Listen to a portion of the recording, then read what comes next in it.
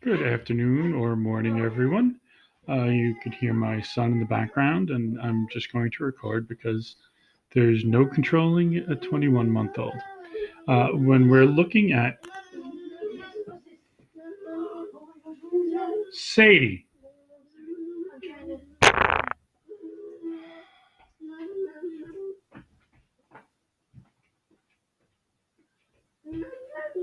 he can have the Haribo.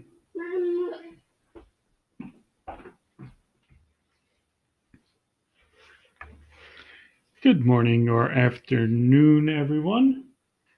When talking about the Screwtape Letters by C.S. Lewis, we must focus on persona.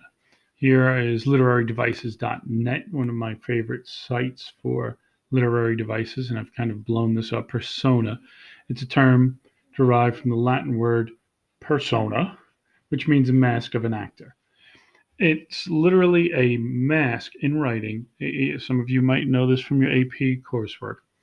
It's a mask that the writer puts on to create a voice other than themselves. So we'll scroll down. Examples in the love song of Alfred J. Prufrock. If you have occasion to read this poem by T.S. Eliot, it's about the speaker who is going through, let's say, a midlife crisis. T.S. Eliot never suffered from these kind of things. He was very proud of himself, and he didn't really suffer from any kind of self doubt. But the character that he creates does. Grammarly, My Last Duchess, we'll look at that later. The Old Man and the Sea, I know many of you read this for summer reading. Uh, Santiago is not Hemingway, and Hemingway is not Santiago, although many people think it's so. Hemingway drew from his experiences in Cuba, in Florida, in the Keys,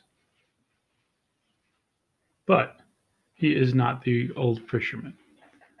Heart of Darkness, you probably haven't read. Here's the function, right?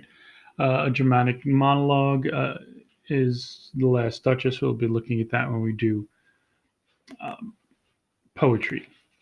However, the emphasis is laid on subjective qualities. What that means is uh, open to interpretation. So, writers and poets use persona to leave open ideas to interpretation by the audience. And that's all we get from one of my favorite sites. I'm going to move into the next slide, which I'll give you an example of a persona that you may or may not, or maybe your parents are familiar with.